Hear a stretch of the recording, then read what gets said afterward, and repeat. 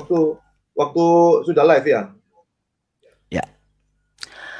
Oke. Baik, Shalom Bible lovers.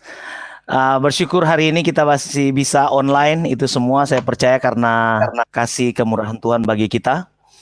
Hari ini kita akan berbincang dengan seorang teolog, ya, seorang yang menguasai beberapa bidang keilmuan. Dan hari ini kita akan membahas satu topik yang kita beri judul Perang Teologi.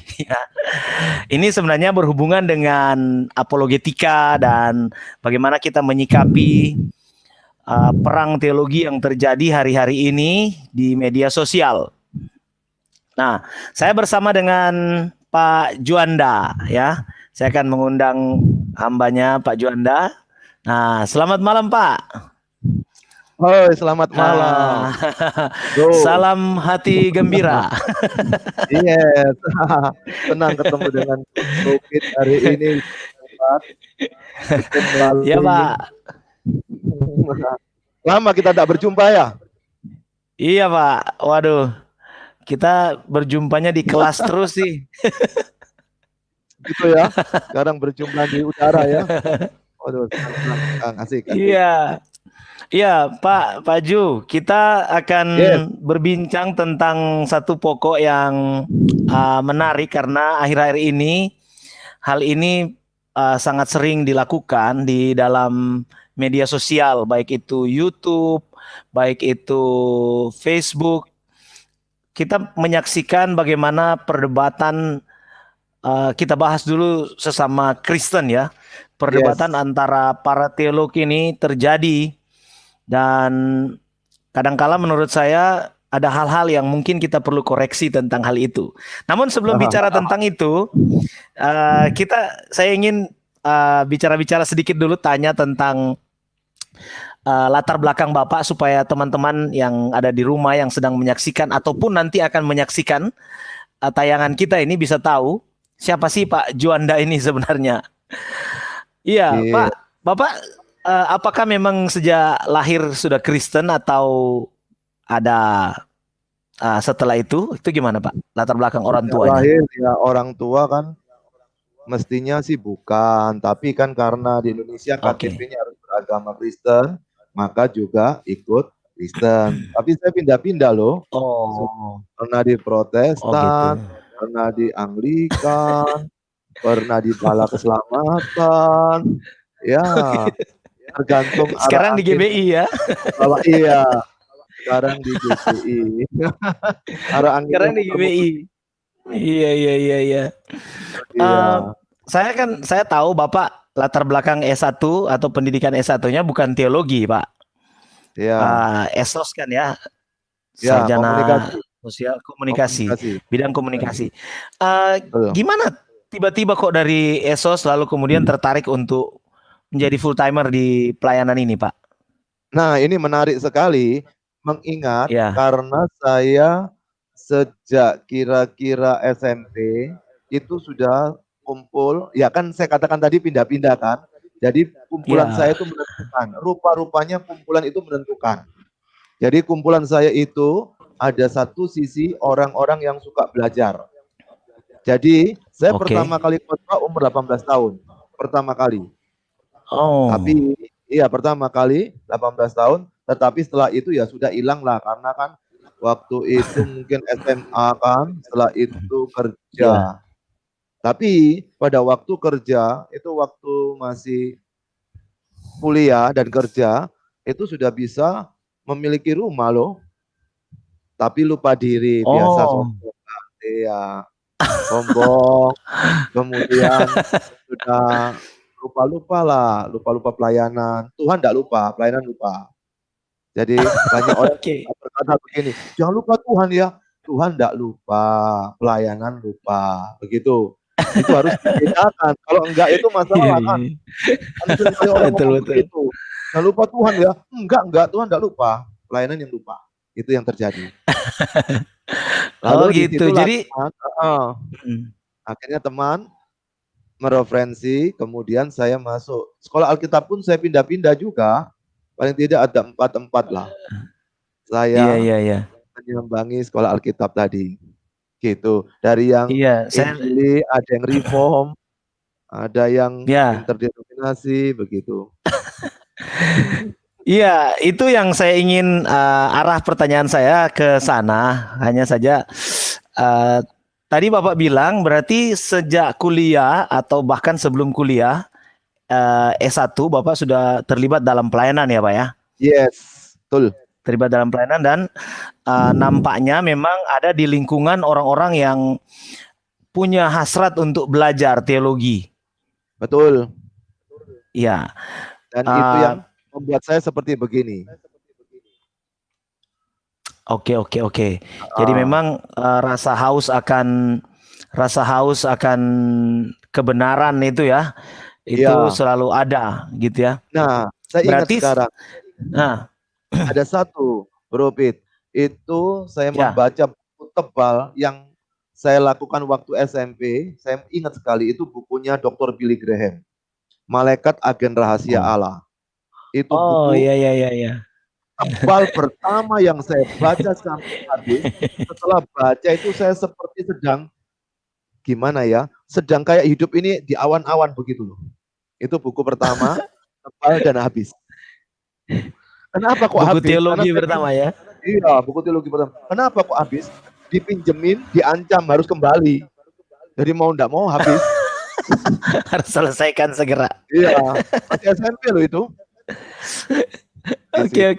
Dan memang buku itu menarik, ada unsur-unsur apa ya? Ada unsur-unsur mistis apa? Betul. Ya, ada bau-bau mistisnya ya kan. Oke, jadi berarti setelah itu langsung terlibat dalam pelayanan, lalu Bapak bilang tadi ya agak lupa-lupa, kemudian setelah kuliah S1, nah bagaimana setelah kuliah S1 Bapak ingin kembali lagi masuk sekolah teologi, Pak? Saya pindah kerja itu 37 kali. Jadi gereja pindah itu mungkin 6 bentuk sinode, sekolah Alkitab mungkin 4 atau 5 saya lupa. Pindah kerja itu yang saya ingat 37. Pindah-pindah. Nah, lalu setelah itu saya punya rumah 2. Tuhan itu baik. Waktu Pak Soeharto presiden itu lengser, saya juga lengser. Saya juga turun juga. Oh gitu. Beliau 98 ya Pak ya? Iya, itu titik baliknya. Tapi masih coba-coba. Namanya juga kan kita ingin bisa berkarya daripada cuma mikirin Alkitab dan teman-temannya itu tadi. Tapi tetap sampai dikembalikan seperti begini. Gitu, Bro Pit. Oke. Nah, gini, saya lihat karena ada Bro Pit ya. Iya, silakan Pak. Iya. Ada saudara saya kartun dia. Namanya Bro Sun.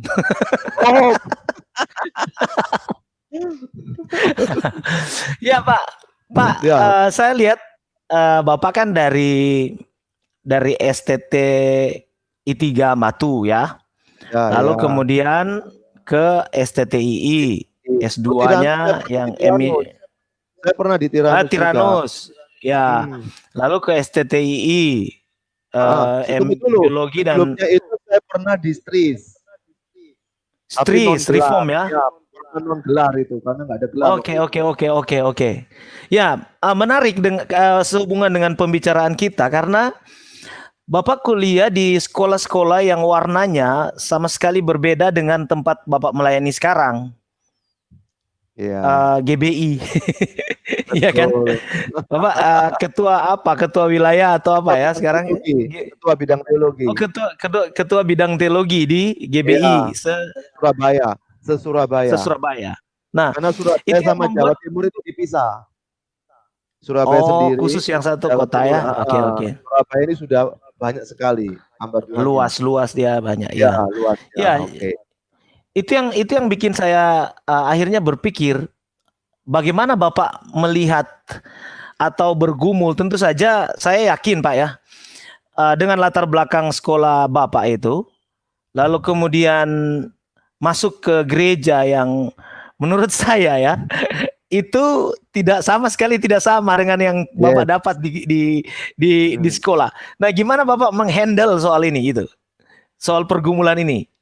Iya, ini menarik sekali. Bagaimana menghandle sesuatu, manusia hidup di dunia ini, ketika sekarang contoh ya, sekarang kita menghadapi COVID-19. Siapa yang bisa bertahan, bukan cuma masalah kesehatan, juga masalah ekonomi, adalah orang yang bisa meletakkan diri di mana dia bisa mendapatkan atau memberikan sesuatu yang berarti. Kalau tidak, nggak akan bisa. Contoh ya, contoh. Dari begitu banyaknya pelajaran yang saya punya, yang saya pernah petik, yang pernah saya dapatkan, itu membuat saya tahu saya bukan siapa-siapa. Makanya saya baru tahu sekarang bagaimana untuk membuat orang tidak fanatik, tidak terlalu memikirkan satu sisi aja, dia harus selalu perlu banyak baca. Perlu banyak pengetahuan. Coba ini ya. Coba blueprint lihat belakang ya. Nah, itu. Iya. Ini yang belakang ini bukan apa? Bukan gambaran, itu bukan apa namanya itu? Yang green screen loh, bukan. Itu beneran. Ini kan ada Google. Dulu itu koleksi. Iya. Nah, iya betul. Itu ceritanya, Bro Bet. Kalau saya sudah masuk di zamannya e-book soalnya.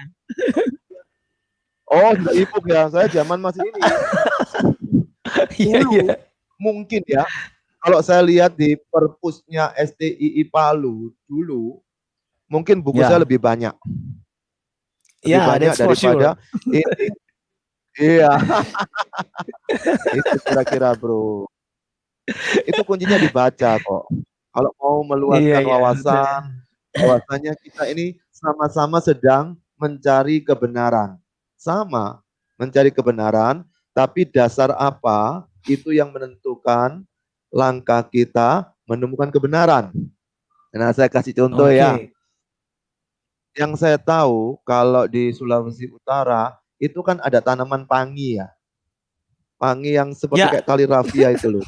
Iya kan? Kemudian campur pita kaset, Pak. Pita kaset. Kan? Pita kaset, toh. Nah, kalau di sana menurut yang saya dengar dulu itu nggak dimakan buahnya. Namanya keluak. Kalau di Jawa buat rawon itu. Ya kan? Buat rawon. Betul. Ini yang dulu, kalau sekarang sudah berubah, tatanannya sudah berubah. Nah, kalau dulu saya ke sana atau kumpul sama teman-teman kawan Nua, saya makan yang pita kaset tadi, yang mengkilap ini. Lalu kalau di Jawa, saya makan rawonnya, khususnya di Jawa Timur, makan rawonnya. Buahnya. Dua-dua saya bisa masuk. Iya, buahnya. Dua-dua saya bisa masuk. Tapi kalau tidak ada pengalaman, maka kita tetap punya konsep buah nggak boleh. Yang di sini daunnya nggak boleh. Sampai kapanpun tetap nggak boleh. Nah, itu dia. Nggak ketemu ya. Nggak ketemu. Oke. Nggak ketemu. Iya. Gitu. Jadi saya nangkap satu poin ini ya, kalau kita boleh simpulkan, kunci untuk bisa hadir di mana-mana, memberi kontribusi dan menerima kontribusi dari luar adalah open minded. Ya. Yang nggak penting nggak perlu dimasalahkan. Yang nggak penting. Yang bukan major, ya, yang bukan major, yang bukan terlalu menyangkut tentang contoh. Saya ini punya 5 istilah. Saya singkat menjadi kabar. KABAR. Dulu itu saya singkat akrab. Lalu pernah saya singkat bakar. Pokoknya saya putar-putar bolak-balik. Terakhir jadi kabar ya. Iya, karena waktu itu saya ditanya banyak orang, Pak ini sesat enggak Pak? Pak ini sesat enggak Pak? Wah saya mengolah. Kan yang saya tahu dasarnya biasa kita kan pengakuan iman dari konsili Nicea kan. Rasuli itu toh 325 Masehi. Tapi ingatnya kan lama. Mikirnya lama. Lalu saya singkat menjadi kabar. K itu keselamatan, hanya dalam Yesus. A itu Alkitab, mutlak firman. B, Bapa, A, Anak, Roh Kudus. Jadi bagaimana kita bisa terima Tritunggal, harus lahir baru dulu. Jadi jangan pernah menjelaskan tentang Tritunggal kepada orang yang belum lahir baru. Kalau orang seiman, dia gampang terima. Tapi ada orang seagama loh. Maka itu di gereja saya ketemu teman-teman seagama. Pengkhotbah itu mungkin seagama sama saya, tapi belum tentu seiman. Karena ukuran saya adalah lahir baru apa enggak. Kalau enggak lahir baru seiman. Kalau enggak lahir baru seagama. Seagama. Tapi yang lahir baru dia seiman. Beda kan? Pengenalan kabar ya. Iya. Jadi kabar. Dulu itu saya singkat akrab. Akrab itu Alkitab, keselamatan, Roh Kudus, anak, Bapak. Tapi saya enggak memikir. Saya pikir enggak mungkin orang bisa menikmati Alkitab kalau belum lahir baru. Itu ceritanya. Dulu pernah barak. Bapa, Anak, Roh Kudus. Jadi saya bangun 3 ini baru Alkitab, keselamatan. Lalu saya mikir lagi, bagaimana mereka terima Tritunggal kalau mereka belum lahir baru? Wah, itu proses saya olah-olah pikir akhirnya menemukan akrab. Jadi kabar maksud saya, bukan akrab, kabar. Jadi keselamatan, keselamatan, Alkitab, Bapa, Anak, Roh Kudus. Begitu. Itu doktrin inti yang harus kita pertahankan ya. Ya, kalau tidak sesat. Itu saya berani ngomong. Jadi jangan berkata, jangan menghakimi ya, jangan menghakimi ya. Saya tidak menghakimi. Saya menilai itu menurut saya sesat. Orang menilai kan tidak salah kan? Nggak salah kan orang menilai. Contoh, di sekolahan itu kan kita sekolah. Ada penilaian kan? Kalau andai kata di sekolah nggak ada penilaian, nggak ada nilai. Apalagi kalau nggak bisa naik kelas ya. Naik kelas. Apalagi kalau ujiannya itu IC yang menulis tuh mengarang indah itu. Nah, pada waktu ujiannya mengarang indah, lalu si gurunya menilai atau dosennya menilai. Kalau dosennya nggak lagi bertengkar sama pasangannya, nilai kita bisa bagus loh.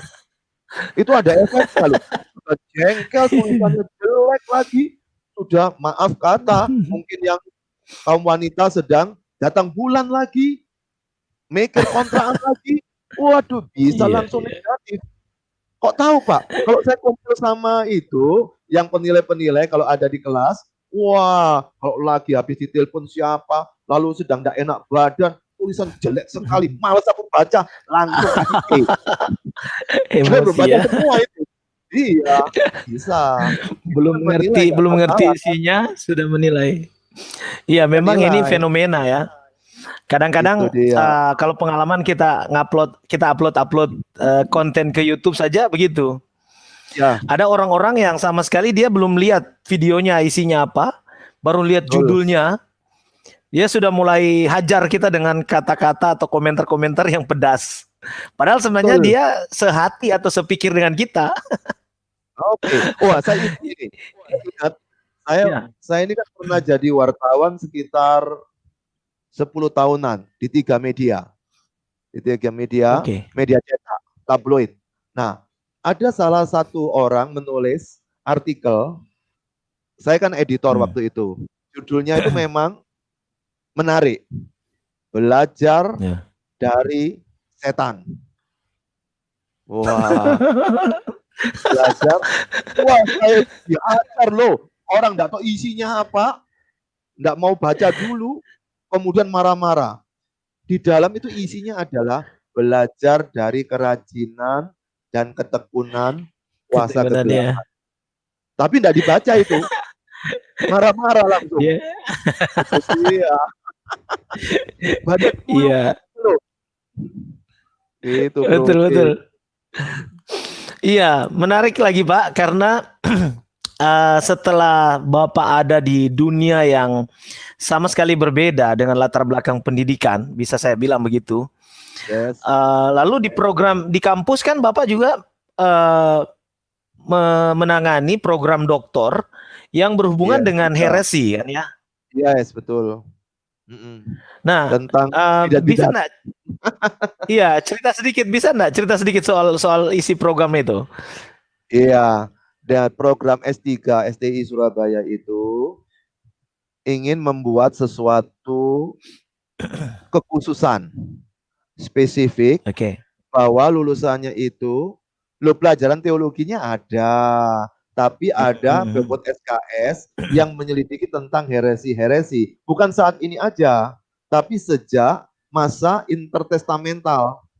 Jadi setelah Maleakhi tutup 400 tahun masa sunyi senyap, itu kan banyak muncul kitab-kitab pseudepigrapha, kemudian apokrif, di situ muncul kan. Nah, lalu sampai hari ini ternyata kalau mau belajar itu semua pengulangan-pengulangan loh. Nggak ada yang baru. Hari ini yang muncul itu pengulangan. Setuju, Pak. Pengulangan kok itu. Iya, iya. Jadi sesat itu nge-flat. Sesat itu datar. Kalau kita sudah sementara firman Allah progres ya. Iya.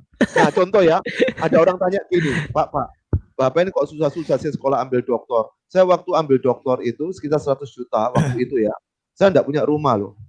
Saya masih kontrak. Wow. Kemudian di rumah ada yang kuliah, pokoknya nggak ada rumah. Lalu ditanya sama orang-orang, ngapain kok kuliah doktor? Iya ya, ngapain ya? Nyari uang susah banget. Lalu kenapa saya ini? Begitu kan? Tapi pertanyaan itu muncul terus ke saya. Susah sekali sekolah doktor, buat apa, bla bla bla bla. Nah, ini kalau Pentakosta berkata, Roh Kudus bicara. Nah, itu kan. Tapi kalau Protestan berkata, hikmat muncul. Ya kita saya ikut-ikut lah, mau pakai bahasa apa saya ikut. Nggak dosa kok ngomong apapun juga. Hikmatnya muncul. Lalu saya bilang begini, saya ini sekolah tinggi-tinggi, belajar mati-matian, itu cuma meminimalisir orang tersesat. Cuma itu. Iya. Jadi yang sudah sesat, kalau mau tobat, syukur. Kalau enggak mau, ya hasasi. Tapi yang belum ini loh, maka perlu diajar, dilogiskan. Kan sekarang anak muda pinter-pinter. Dunia sudah berubah. Pakai Alkitab aja, mereka anggap kuno. Maka perlu kita belajar cara menjawab. Bukan ilmunya kita punya. Cara jawabnya itu loh Bro Pit. Di situ. Jadi argumentasinya apa ya? Di situ akan dijelaskan. Berarti di program itu ada juga setelah pelajari tentang jenis-jenis heretikal itu, lalu kemudian cara menghadapinya. Yes. Apa inti-inti yang harus pengajaran apa yang berkaitan Alkitab ya? Ya. Ini lalu dengan cara mengkomunikasikan. Bahasa umumnya jurusan apologetika. Bahasa umumnya. Oke. Bahasa umumnya. Tapi kan kita harus cari yang kasih nama keren lah. Begitu toh. Iya. Itu, supaya kesannya satu-satunya di Indonesia ya, ada di Surabaya. Iya, satu-satunya itu. Kayaknya di Asia juga. Kayaknya di Asia juga ya. Iya, saya browsing belum ketemu yang model kayak begini jurusan ini. Jurusan aneh kata orang. Tapi itu berguna sekali untuk zaman sekarang, Pak. Iya. Jadi belajarnya nanti contoh ya, ada theologicalnya, ada biblicalnya, tapi yang sudah advance. Jadi tidak mengulangi lagi S1 S2, sudah advance. Yang aneh-aneh gitu loh, yang sedikit ya nyeleneh dalam tanda petik begitulah. Iya. Di situ dipelajari. Yang sedikit membingungkan orang gitu ya. Ya. Cuma kadang-kadang dosennya juga bingung. Karena mungkin lebih ahli bidang itu. Kan ada orang bidangnya beda-beda toh. Ketika ngomong yang aneh lebih hebat tuh. Jadi nggak gampang sekarang ngajar, nggak kayak dulu lagi. Betul Pak. Sekarang memang lebih dosen itu lebih ke mentoring, bukan lagi seperti zaman dulu ya, sebagai gudang ilmu dia. Iya. Cuma mengarahkan. Iya. Jadi memberikan, kalau menurut siapa, Aristoteles ya, membawa orang ke gerbang pengetahuan ya. Ya, tidak ke gudang ilmu gitu ya. Dan memotivasi, menyemangati. Ya, dorongan-dorongan itu. Betul. Karena sekarang juga anak-anak skripsi saja yang mereka butuh sebenarnya bukan pengetahuan lagi, semangat. Ini mahasiswa saya kan, kalau mau skripsi ini sudah mau wisuda kan bulan Agustus ini. Nah, mereka suka berkata, Pak, tolong doakan saya karena saya nyusun skripsi atau tesis atau disertasi. Saya suka berkata, kalau menyusun skripsi, tesis, disertasi, jangan doa. Lu ngapain Pak? Ketik. Ketik aja. Kalau nggak ketik-ketik sampai Tuhan Yesus datang, nggak selesai itu. Itu di Tiongkok nggak pakai gitu-gituan. Doa-doaan. Jadi juga ketikannya. Jadi juga. Itu dia, iya. Itu Oke. Nah, sekarang kita sudah melihat bahwa memang saya hanya ingin membuktikan kepada teman-teman yang sedang menyaksikan bahwa Bapak Pak Juanda memang ada di dunia yang sangat berbeda. Artinya dari segi apa yang ada di dalam isi kepalanya dengan apa yang ada di hadapannya sekarang ini, bahwa varian-varian teologi itu memang Bapak hadapi gitu loh. Ya, nah, betul. dengan begitu kita bisa lebih mudah untuk mencari semacam tips atau apalah yang sehubungan dengan itu. Nah, sekarang menurut Pak Juanda, kira-kira model atau dunia teologi sekarang ini dalam hal berkomunikasi atau saling menyerang satu dengan yang lain atau saling berapologetika itu seperti apa menurut pengamatan Bapak gitu? Ya, bagus. Dunia ini tidak mungkin sepi dari serang menyerang. Karena itu adalah dunia bisnis. Dunia bisnis. Manusia itu tidak bisa terlepas dari masalah ekonomi. Maka disinilah mereka bisa mempergunakan kesempatan itu untuk menunjukkan bisnis ini tidak masalah uang aja loh ya, tapi bagaimana potensi dirinya itu dimunculkan, kepintarannya dimunculkan, dalam artian menunjukkan dia punya nilai plus. Nah, saya sambung yang tadi, pada waktu saya sekolah dulu, kemudian saya ditanya, kenapa sekolah doktor? Saya bilang, saya itu ingin mengurangi orang tersesat. Karena di dunia ini orang sesat tidak mungkin tidak ada. Wajib ada. Dan kalau tidak ada penyesat, iya wajib ada. Dan kalau tidak ada penyesat dan tidak ada yang disesatkan, maka Alkitab kita palsu loh.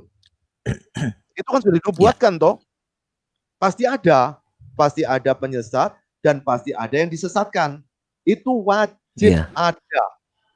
Kalau tidak ada, sekali lagi saya katakan, Alkitab kita palsu. Karena itu ada, maka kitalah mendapat tugas dari Tuhan di dalam pemberitaan Injil dan mengajar. Maka amanat agung kan mengatakan seperti itu. Ketika kita sudah tahu seperti ini, bagaimana menghadapi persoalan-persoalan ini, kuncinya adalah memang di komunikasi. Nah, ada gambaran gampang. Pertama, manusia itu kan makhluk ekonomi. Sosial. Semua, ya, pertama ekonomi dulu. Jadi artinya, pertama sosial memang. Sosial itu relasi dia sejak kecil, tidak mungkin sendirian. Pasti suka berhubungan dengan siapa saja.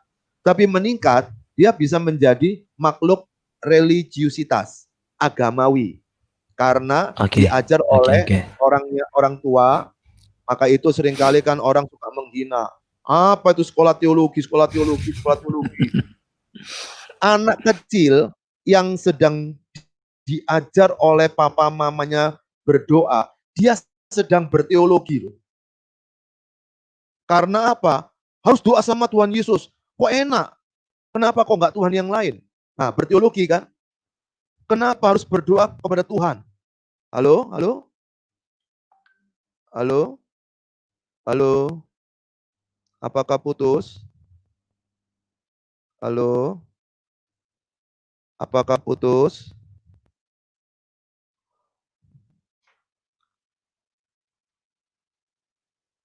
Halo, cek. Nggak ada suara ya, Bro Pit ya?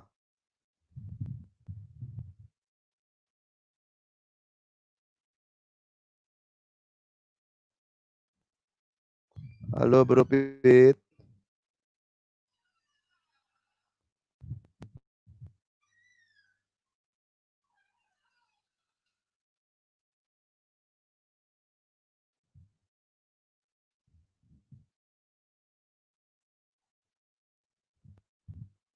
Apakah putus?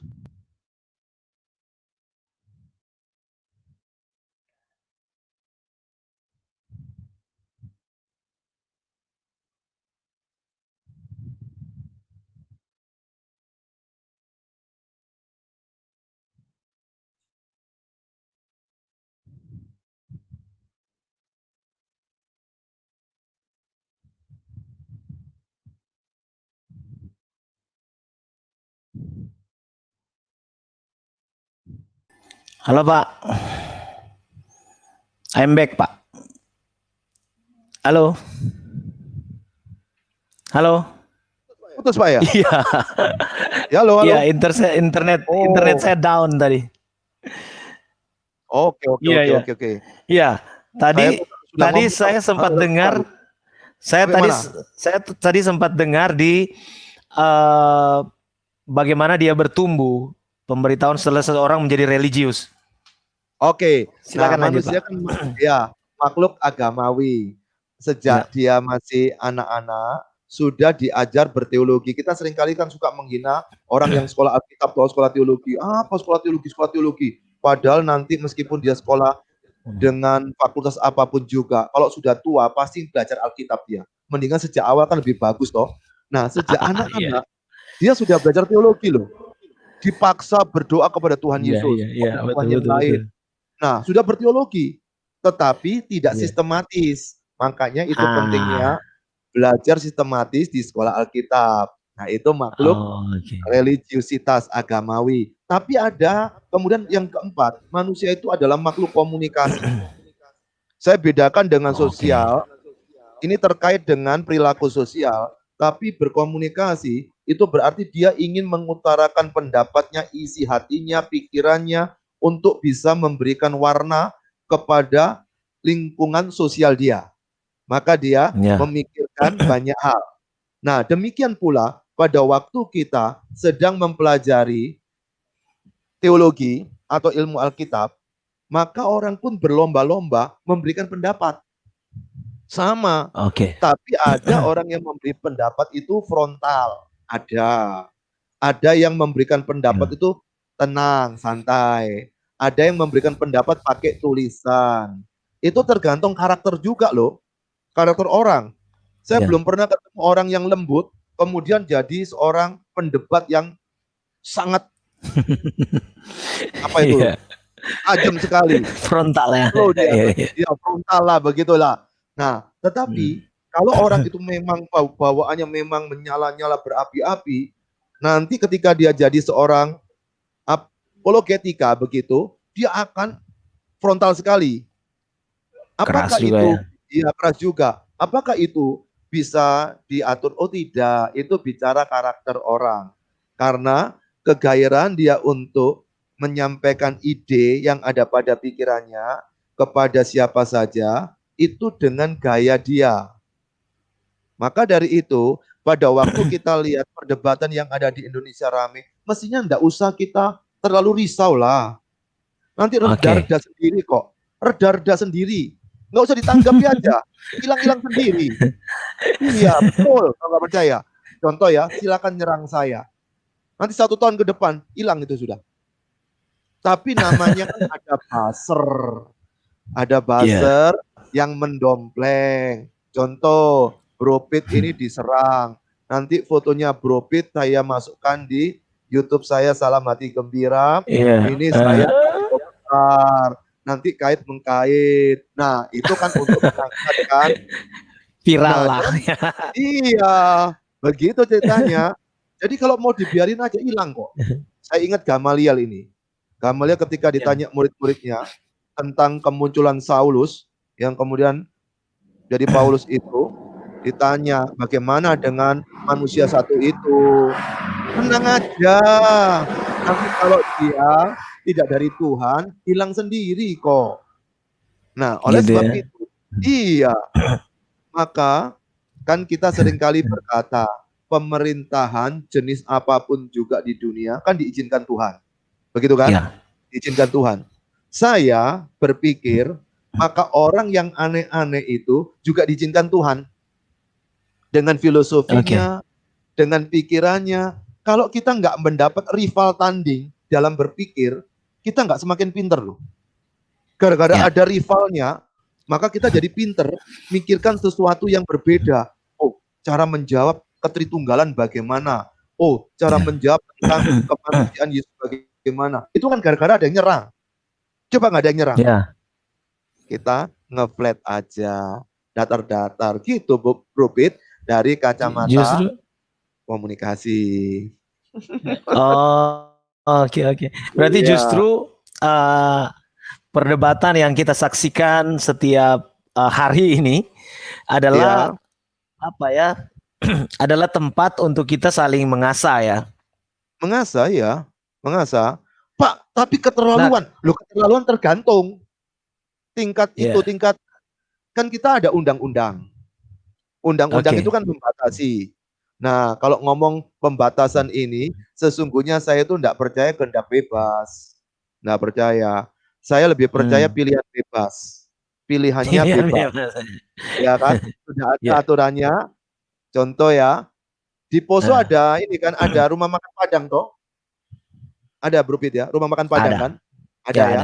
Kalau kita masuk rumah makan Padang, kita tidak bisa minta bakmi. Oke, karena tidak ada situ. Tidak ada, tapi kita boleh bebas memilih makanan. Jadi pada waktu bebas memilih makanan, dia memilih makanan yang akan cocok dengan seleranya. Kita nggak boleh marah-marah.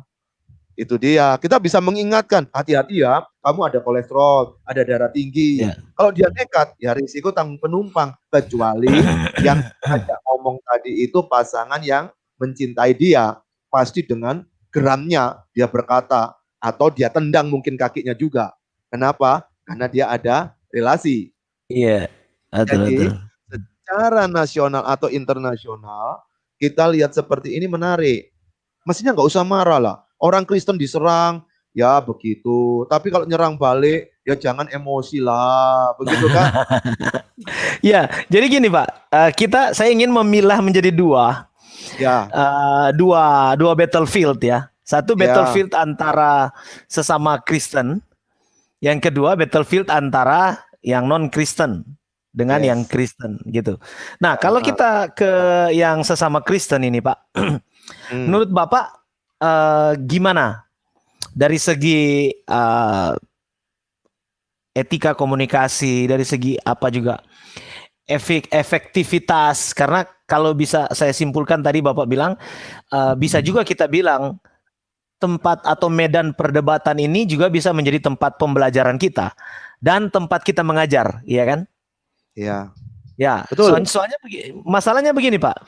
Kalau misalnya ada seseorang yang mengajar atau misalnya saya mengajarkan sesuatu yang tidak alkitabiah, ya kan? Lalu saya menyampaikannya dengan cara yang sangat baik dan logis, tetapi tidak alkitabiah, gitu ya. Lalu kemudian orang banyak ikut saya gitu. Itu kan berarti saya mempengaruhi dengan cara yang keliru gitu. Apakah misalnya ada orang lain yang harusnya mengcounter itu, gimana? Oke, kalau saya lihat sendiri tidak ada persoalan beragama Kristen atau non. Karena saya cuma membedakan jadi dua. Kalau orang punya Yesus, saya sebut Jesus inside. Kalau orang tidak punya Yesus, ada tiga kemungkinan. Yaitu Jesus beside, yaitu yang suka nongkrong di gereja. Itu Jesus beside. Tapi dia seagama sama saya. Tapi yang ketiga, ada Jesus outside. Yaitu orang-orang di luar yang suka menulis tentang Yesus. Padahal dia bukan orang beragama Kristen. Tapi suka bicara Yesus, juga bicara Alkitab. Kenapa nggak memikirkan keyakinannya sendiri? Kok suka memikirkan? Saya bangga loh. Kalau dibicarakan, dipikir, berarti kan ngetop toh. Yesus kita itu top banget loh. Sampai bahkan menamakan diri kristolog ya. Iya. Saya seneng itu. Berarti dia itu sudah bangga dengan Kristus, tapi dia sungkan. Tapi memang nggak bisa masuk karena nggak ada kasih karunia. Itu bicara tentang soteriologi lagi, keselamatan. Tapi yang keempat, itu namanya Jesus offside. Yaitu orang yang sudah nggak peduli lagi. Jadi saya bagi empat. Nah, bagi empat ini menjadi dua kelompok. Jesus inside yang ada di dalam, ini semua tidak inside. Yang ini beside, ini outside, ini offside. Offside. Nah, offside. Jadi ini satu kelompok. Contoh ya, di gereja itu ada orang Unitarian yang tidak percaya tunggal. Gitu kan? Ada pula yang percaya tentang Dwitunggal. Ada yang percaya just Jesus. Jesus alone. Yesus hanya Yesus kok, nggak mau yang lain-lain. Itu kan nggak beda cumaan. Tapi dia nongkrongnya di gereja gitu loh.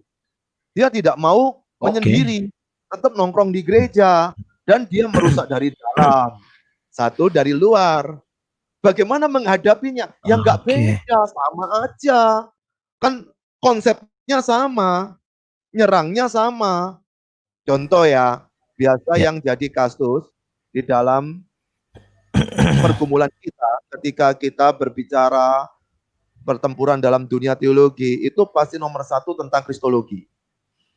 Itu saya seyakin-yakinnya. Karena dalam 1 Yohanes pasal 2 atau 1 Yohanes pasal 4 atau 2 Yohanes pasal 1 itu muncul berkali-kali muncul tentang antikristus. Jadi antikristus harus ada, wajib ada, tidak boleh tidak ada. Kalau sampai tidak ada antikristus, Alkitab palsu.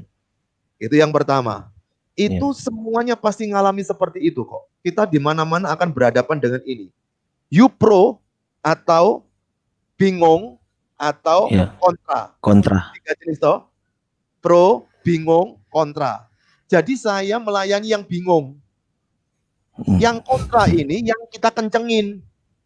Yang bingung kita mempergunakan metode sesuai dengan bagaimana berbicara karena dia mau belajar.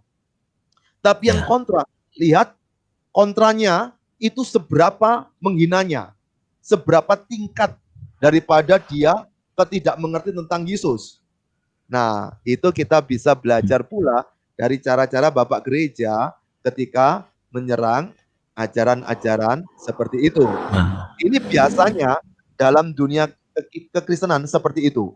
Umum, luar dalam sama persoalan. Persoalan yang kedua yang jadi masalah kan cuma Alkitab. Tidak ada lagi. Sama juga di dalam gereja liberal. Dia berkata Alkitab itu bisa berisi firman. Ada sebagian firman. Kalau saya baca, lalu saya dapatkan sesuatu, itulah firman. Jadi sama kan? Di luar apa bedanya? Nggak beda. Dua hal ini saya sudah pikir panjang, tidak beda.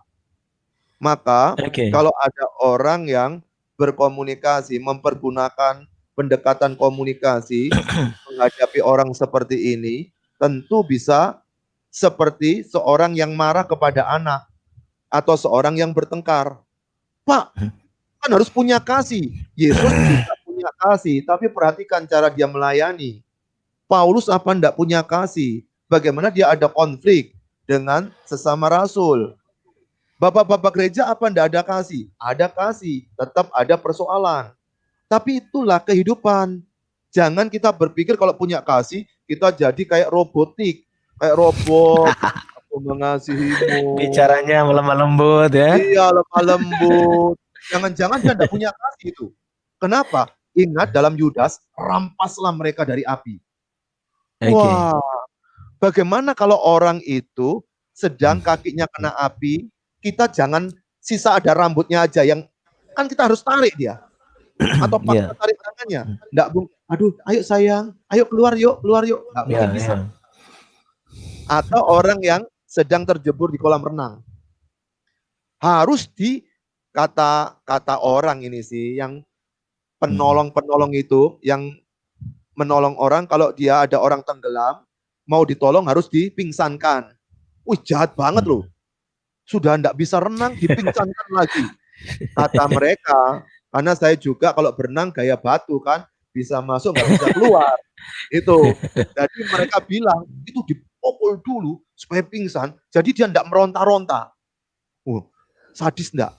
Sudah kelelepan minum air lagi, dipukul lagi. Apakah dia bertindak tidak penuh kasih?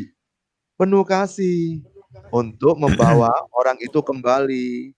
Jadi ketika kita menghadapi konflik atau problematika di antara baik yang beragama Kristen atau tidak, pendekatannya tidak terlalu perlu beda.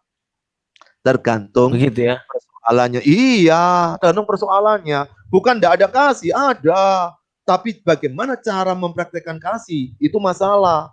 Kasihnya ada, Kalau saya nggak ada kasih ya cuek aja kan, masa bodoh. Lu gua pusing amat mikirin kamu hidup ini.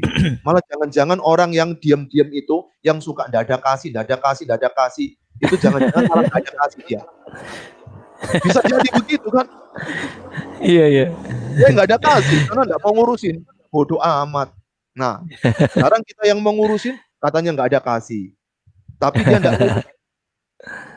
Dia diam. Dia nggak bicara apa-apa ya. Jadi gini Pak, sebelum kita lanjut soal praktis atau tentang bagaimana kita mempraktekkan kasih di dalam berapologetika ini, saya mau tanya dulu, kita mau klarifikasi. Ya. Apakah menurut Bapak yang beside, outside, dan offside itu, meskipun mereka ada yang di dalam gereja ini, ya kan? Seperti kelompok Just Jesus atau kalau di bapak-bapak, kalau di zaman dulu namanya Sabellianisme. Tapi mereka ada di dalam gereja sekarang, Pak. Mereka bilang bahwa mereka percaya Yesus. Apakah menurut Bapak mereka ini adalah orang-orang yang di luar Yesus menurut Bapak? Kita tidak tahu apakah dia itu sudah lahir baru atau tidak. Yang tahu cuma Tuhan.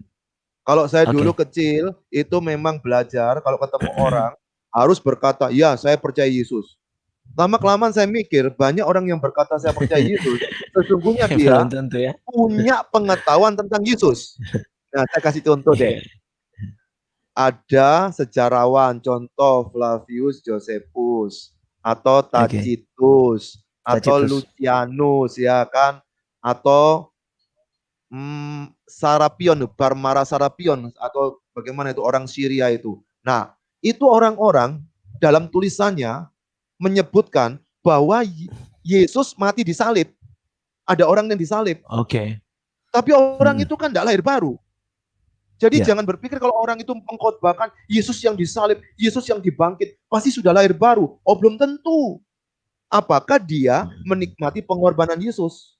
Apakah dia menikmati kebangkitan Yesus untuk dirinya? Itu yang orang diselamatkan. Tapi kalau enggak, itu cuma secara intelektual dia tahu. Ini yang mengerikan sekali. Dia khotbah banyak, tapi dirinya mungkin dia tidak menikmati itu. Saya tidak tahu siapa dia. Tapi kalau orang yang sudah memiliki Yesus, hidupnya akan berubah. Itu pertama. Nah, kemudian ada persoalan, dia di lingkungan mana? Kalau lingkungan dia, pengajaran tentang dogma gerejanya cenderung kepada satu sisi, kita memberikan dogma, bukan dogma, kita memberikan doktrin dari Alkitab, tentu dengan pisau tafsirnya yang sudah terukur. Jadi alat tafsirnya kan ada, tidak sembarangan. Nah, dari situ kita bisa tahu, contoh ya, tadi malam itu, ada kelompok, ini saya tidak tahu diundang itu, suruh membahas satu bagian yang lumayan sulit di dalam Alkitab. Saya persiapan lumayan sulit, rupa-rupanya benar. Yang hadir itu banyak teolog. Nah, kemudian saya cerita, karena sudah terbiasa berhadapan dengan yang seperti ini, tapi ada satu pertanyaan yang menarik.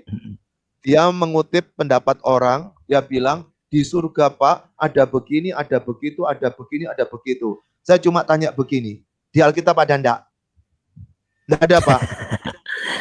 Dia bilang itu toh, enggak ada Pak. Tapi dia kok bisa? Kan hak asasi. Dia mau ngomong apa ya terserah lah. Sama juga ada orang naik turun surga. Lah Anda janganlah naik turun surga. Sekali-kali bilanglah saya naik turun matahari, naik turun Mars, naik turun Neptunus. Kan tidak ada saksi kan? Makanya pada waktu naik ke surga, itu ada saksinya loh. Kalau orang cuma mau bersaksi sendiri, itu hak pribadi. Kita tidak usah terlalu dipusingkan sama yang seperti itu. Tapi kita kan sukanya memikirkan yang seperti itu, dijadikan masalah yang besar, akhirnya membuat dia ngetop. Dia tambah naik kan? Iya. Marah tambah viral ya. Dia tambah viral dia. Bagaimana supaya nggak viral? Atau ditangkepin. Atau ditegur pribadi. Kalau mau, tegur aja pribadi. kamu gini-gini tidak benar. Atau beberapa kelompok negur pribadi. Udah nggak usah diviralkan sekalian, akan reda. Memang Alkitab kan lebih cenderung berkata tegurlah, bukan adu pendapat toh, bukan adu argumentasi, tegurlah. Kalau dia tidak mau, bagaimana? Kebaskan. Itu sudah urusan dia sama Tuhan. Pak, banyak yang disesatkan. Nah, itulah fungsinya kita ini buat media, supaya ada penyeimbang. Maka itu saya berkata kepada mahasiswa saya, ayo semua punya channel, berikan yang terbaik tentang firman, supaya buka, contoh ya, ini satu yang kacau, lalu diputerin sama semua yang benar, lama-lama kan jatuh sendiri dia. Nggak usah diagung-agungkan lagi, dikeroyok aja kan, selesai. Maka itu saya senang Bro Pit punya channel ini, kita terus menjawab. Iya, kalau istilah orang Injili ya, indirect polemic approach ya. Oh ya, indirect polemic approach ya.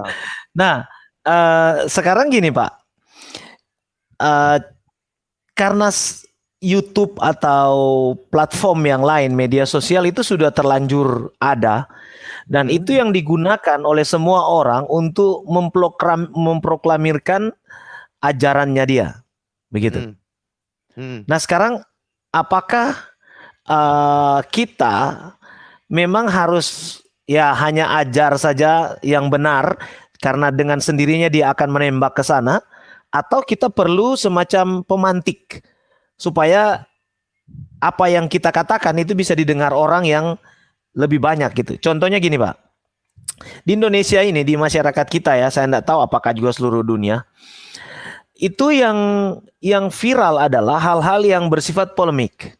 Yes, betul. Yang dicari orang. Contohnya kalau di YouTube channel saya itu memang ada beberapa kali saya mengomentari atau memberi jawaban kepada serangan-serangan dari luar ya, dengan langsung menyebut nama channelnya. Nah, saya perhatikan yang seperti itu yang paling disukai orang, Pak. Yes, betul. Nah, sementara yang isinya khotbah yang kita siapkan dengan 1 minggu kita menggumulinya, kita menggalinya, itu yang nonton sedikit. Betul, betul sekali. Ya, kira-kira menurut Bapak itu gimana? Setuju, tetap diserang. Ada penyerang, tetap ya. Ada yang bertahan. Iya, tetap serang. Maka itu kita sekarang membuat jemaat pintar supaya mereka tidak gampang kebakaran jenggot. Dianggapnya ada pertengkaran. Nggak usah lah, ini cuma adu argumentasi. Nggak ada masalah, itu omong-omongan aja. Jadi tetap, namun kita perlu tahu rambu-rambu bahwa sebagai seorang Kristen, omongannya seperti mana. Saya kasih contoh di dalam Galatia pasal yang pertama ayat ke-8. Itu ketika Paulus ada di Galatia yang menghadapi bidat di situ, dia berkata, tetapi sekalipun kami atau seorang malaikat dari surga yang memberitakan kepada kamu suatu Injil yang berbeda dengan Injil yang telah kami beritakan kepadamu. Ini keren, terkutuklah dia. Jadi ini diterjemahkan terkutuklah dia, itu luar biasa loh. Berarti ini bukan cuma, kalau mau ngomong kasarnya, bukan cuma menghakimi, di atasnya itu terkutuk loh. Ngutuki ya. Menghakimi kan, iya. Menghakimi kan ada pemilihan. Terkutuk ini. Nah, mengutuki. Iya, makanya contoh ya, channel saya Salam Hati Gembira ini banyak yang bilang, Pak, keras sedikit Pak. Ada bagiannya. Kalau saya mempersiapkan yang begitu, persiapan saya lebih berat. Karena saya bukan spesialis di bidang itu. Bukan spesialis isinya ya, bukan isinya ya. Itu harus bukain satu persatu, baca satu persatu, mendengarkan satu persatu. Saya nggak ada waktu untuk itu. Jadi kalau mau menilai orang kan perlu itu toh. Nah, saya nggak begitu. Jadi orang ngomong apa, saya langsung menjawab dengan isi saya. Nah, 2-3 hari yang lalu ada yang berkata seperti itu. Lalu saya berkata begini, coba perhatikan di dalam tulisan saya. Itu ada pendekatan saya indirect. tidak langsung. Jadi pelan-pelan menjelaskan itu. Namun tujuannya apa? Karena saya ingin menjelaskan itu yang sedang diserang. Tapi saya tidak tahu penyerangnya gayanya apa. Karena kalau enggak kan saya harus bukain satu-satu kan. Dengerin YouTube si A, si B, si C, si D, si D. Ada orang yang seperti itu. Bagus. Jadi kita dipanggil untuk bagian masing-masing. Iya. Saya menangkap beberapa poin, Pak. Pertama, kita harus berdiri untuk melawan lah ya. Iya, harus. Oke. Yang kedua masalah komunikasi yang harus kita, ya tentu saja orang Kristen berkomunikasi itu tentu tidak ad hominem, tapi ya cara komunikasi yang Kristen. Dia tidak ad hominem tapi dengan mengemukakan data-data dan dengan cara yang santun tentunya ya. Betul. Tetapi juga perlu barangkali kalau menurut saya, kalau kita melihat bagaimana Yesus begitu kerasnya terhadap orang-orang Farisi, dia ada part atau ada bagian-bagian di mana dia berdiri dengan menunjuk muka mereka sebagai kalian ini ular beludak ya. Seperti kuburan dan seterusnya gitu ya. Betul. Berarti ada masa di mana kita juga harus menegur mereka dan itu harus berdasarkan kebenaran ya Pak ya. Iya, betul. Tapi dan juga kita harus berdasarkan kultur kita. Oke. Kultur ya. Iya, kebenaran itu bagus. Makanya kalau saya mengajar komunikasi, ada konten, ada casing. Yang terakhir komunikatif. Kontennya bagus, casingnya tidak bagus. Mestinya mukulnya enak, akhirnya mau dipukul, sudah dilindungi sama banyak orang dia. Itu casing. Tapi ada orang casingnya bagus, tapi nggak ada konten.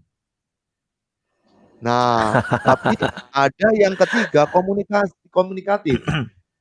Isinya kontennya bagus, casingnya bagus, tapi cara penyampainya nggak bagus, nggak elok gitu loh. Iya. Nggak elok. Kemudian dia bahkan mempergunakan kesempatan itu untuk mungkin popularitas dia, menghancurkan yang lain. Tidak komunikatif. Ada 3C itu untuk kasus itu. Jadi kulturnya. Oke. Berarti itu yang menjadi kritik pada malam ini menurut saya ya. Pendekatan kulturalnya yang perlu untuk kita selalu pikirkan. Gitu ya. Kita juga melihat bagaimana Yesus bertemu dengan Nikodemus. Tadi saya memposting khotbah dari Pak Michael Apian tentang lahir baru, bagaimana Nikodemus datang kepada Yesus di malam hari dan Pak Michael bilang Yesus menyerang dia, sebenarnya sedang mempermalukan dia bahwa masa kamu pengajar Israel tidak tahu tentang kelahiran baru. Padahal di Yeskiel itu personal. Itu personal. Bukan masa. Padahal di Yeskiel sudah ada. Betul. Oke. Personal. Yang saya katakan tadi toh, kalau memang garang, memang emosi sekali, kirim email, kirim apa, serang terus. Tidak masalah. Tunjukkan bahwa jelaskan di situ. Memang kami tidak mau ini di blow up. Karena kami mengikuti keinginan kami, Anda tahu tentang ini. Buat apa kita blow up? Tapi di blow up bukan berarti diviralkan, bukan berarti salah. Bukan juga. Justru kembali kita menunjukkan yang benar ya. Iya, menjelaskan yang benar. Jadi memang kita harus pintar-pintar meletakkan diri ini. Gak ada hukum pastinya, tidak ada. Jadi silakan gaya fight kayak begini, satunya gaya taekwondo, satunya kungfu, satunya kinju, jujutsu atau karate, silakan lah. Gitu ceritanya. Masing-masing punya style ya. Oke. Jadi kita memang harus selalu memperhatikan yang namanya kasih Kristus, motif ya perlu diperhatikan juga ya motif kita. Dan saya lihat juga kalau tadi bawa bicara tentang konten dan casing itu, memang kita penting sekali untuk selalu membangun diri, ya, menambah, mengisi informasi dan sebagainya. Begitu ya Pak ya. Nah ada lagi satu yang ya. Sebentar, ngomong ingat, Bro Pit ngomong gitu. Contoh ya, Bro Pit ini mengatakan Yesus bukan Tuhan. Lalu saya emosi. Pong. Ya. Kita kan musuhan. Gitu toh? Iya, Nah, iya kenapa betul. nggak cari cara? Tugas saya kan ingin memenangkan Bro Pit. Mendingan ngomongnya baik-baik. Siapa tahu dia berubah. Jadi ngomong keras boleh, tapi tujuan kita itu apa? Tujuan apa? Memang harus dilihat juga lawan kita, siapa dia. Orang bebal banget, yang sudah diingat beberapa kali, atau kita baru kenal sekali. Nah, itu semua perlu diperhitungkan masa-masa gitu, Bro Pit. Oke. Ya. Nah, soal ini satu lagi Pak. Ini masalah terakhir yang kita bicarakan. Soal bagaimana tanggapan jemaat yang dalam hal ini soal kedewasaan ya. Barangkali kalau orang akademisi seperti Bapak itu tidak terlalu masalah. Saya perhatikan yang namanya orang ada di dunia akademis, dia lebih open minded. Iya kan? Jadi ada pandangan ini, pandangan itu pun dia enggak terlalu gerah gitu ya. Sekarang kira-kira ada enggak kira-kira semacam saran-saran yang konkret untuk seluruh jemaat dari Bapak bagaimana supaya bisa dapat menerima atau membangun diri dengan memiliki pemahaman yang cukup agar bisa lebih slow lah atau lebih lembut atau tidak reaktif lah seperti itu ketika mendengar ada pandangan-pandangan yang keliru, yang tidak alkitabiah. Tergantung leadernya, tergantung pemimpin lokal di tempat itu menentukan sekali akan menjadi seperti apa para pengikut kita. Kalau kita anggap aja tidak terlalu open minded, tidak terlalu lah, tapi kita menjelaskan bahwa ini biasa di dalam dunia. Mungkin contoh kayak perpolitikan, ini politik gereja atau politik yang terkait dengan bagaimana saling mempengaruhi secara filosofi kebenaran-kebenaran yang sifatnya subjektif tadi. Siapa yang paling benar, kamu atau aku? Nah, itu tergantung, kalau saya berpikir tergantung leader di tempat itu. Kalau leadernya bagus, leadernya membuat mereka itu didewasakan, mendewasakan mereka, maka mereka akan percaya kepada leader. Kita ini masih terlalu percaya kepada pemimpin agama. Pemimpin agama itu menentukan sekali perilaku pengikutnya. Jadi kalau pemimpinnya itu contoh ya, saya dihina, diolok, diejek. Kemudian ada orang, contoh saya punya jemaat 1000, kan pasti marah toh? Ya. Maka tergantung saya. Tergantung saya bagaimana meredakan mereka. Begitu kan? Nah, tapi kadang-kadang saya ini pinter meredakan mereka, tapi tidak bisa meredakan ambisi pribadinya. Ada orang pinter meredakan yang lain, tapi ambisi pribadinya tetap dipaksa harus keluar. Nah, itu tergantung leadernya lagi kembali, Bro Pit. Oke, ini ada ada yang berkomentar juga. Ya, ini ada satu yang tanya, namanya Pak Munir Muhammad. Ya. Streamnya mana? Saya sudah beri Pak, ada di layar juga dan ada di chat, di komen kita, kolom komentar. Kalau misalnya Pak Munir mau masuk, silakan, saya akan beri kesempatan.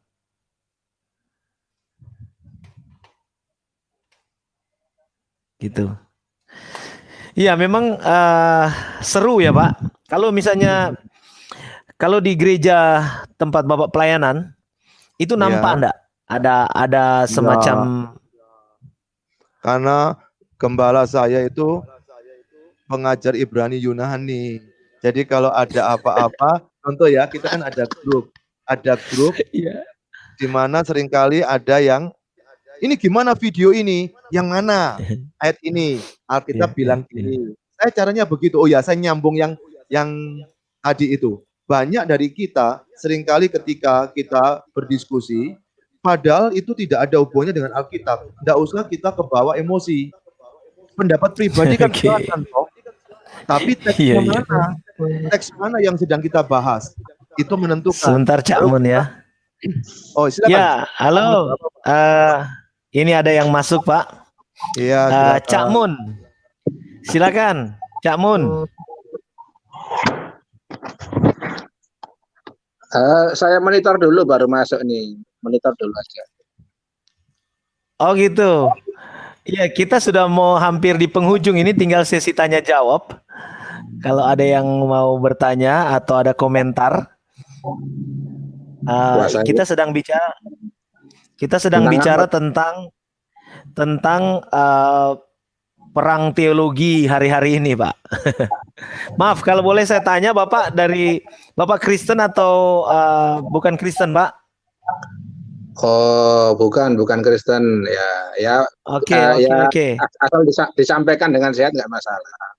Iya, Bapak, menurut Bapak sekarang ini dunia perdebatan di Indonesia, bagaimana Bapak menilainya, Pak? Ya, menurut saya ini semacam euforia kebebasan ya. Asal disampaikan dengan baik, dengan sopan, argumen yang baik dalam rangka untuk ya menggali informasi lah ya, mencari kebenaran nggak masalah gitu. Tidak ada hujat menghujat nggak masalah gitu. Nanti akan terkondisi sendiri. Ya. Dengan sendirinya masyarakat akan bertumbuh ya, Pak ya? Ya akan terkondisi lah, menyadari ini untuk keperluan, kalau untuk keperluan kebaikan saya rasa dengan cara yang baik bisa dibangun tuh. Iya. Saya lihat Pak Cak Mun adalah orang yang cukup dewasa di dalam menanggapi perdebatan yang terjadi akhir-akhir ini di media sosial sejak YouTube menjadi alat untuk membagikan video begitu masif di Indonesia ya, Pak ya. Betul, kita harus pintar-pintar menyikapi lah ya. Ini kan sarana, tools ya, digunakan yang baik untuk keperluan yang baik.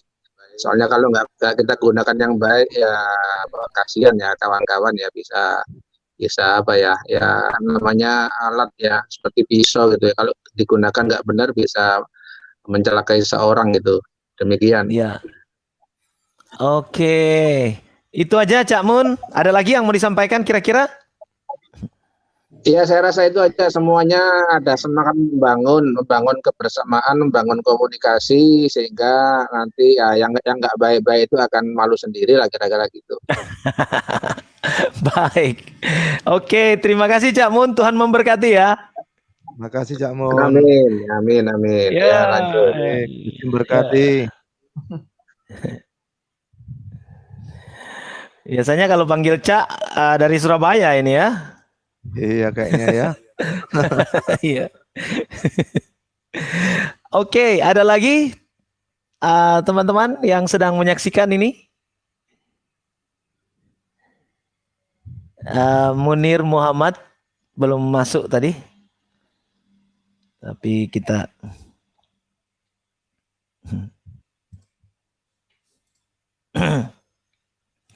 Oke. Pak, kita closing statement aja. Ini sudah 1 jam lewat kita. Tidak terasa. Oke, tidak terasa ya. Sudah panjang. Iya, jadi dalam hal menyikapi, kalau kita bicara tentang kritik kita terhadap dunia dunia perang teologi atau yang biasa lebih lembut kita bisa bilang apologetika di Indonesia. Kira-kira apa yang Bapak mau sampaikan untuk closing statement, Pak?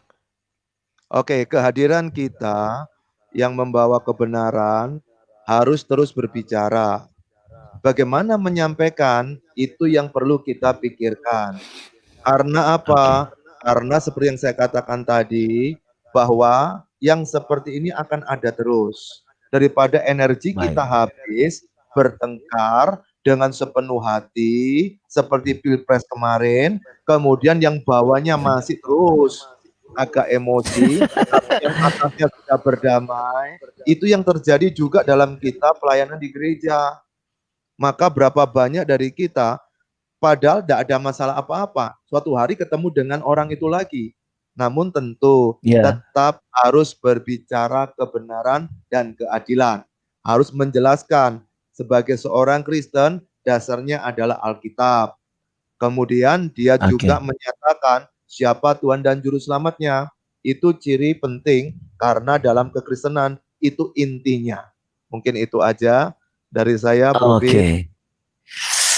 Baik, terima kasih Pak Juanda. Ini perbincangan yang seru. Nanti kapan-kapan kita bisa lanjut ya. Oke, Pak Juanda, kita akan menutupnya. Kita akan menutupnya di dalam doa ya. Mari kita satu dalam doa. Bapa di surga, kami bersyukur untuk malam hari yang indah ini. Kiranya apa yang sudah kami perbincangkan itu boleh menjadi berkat, boleh menjadi bekal bagi setiap kami, baik kami berdua, hamba-Mu dan Pak Juanda, maupun setiap orang yang menyaksikan tayangan ini. Tuhan berkati dimanapun mereka berada. Ini doa kami Bapa, di dalam nama Tuhan Yesus Kristus kami berdoa. Amin. Amin. Tuhan Oke, saya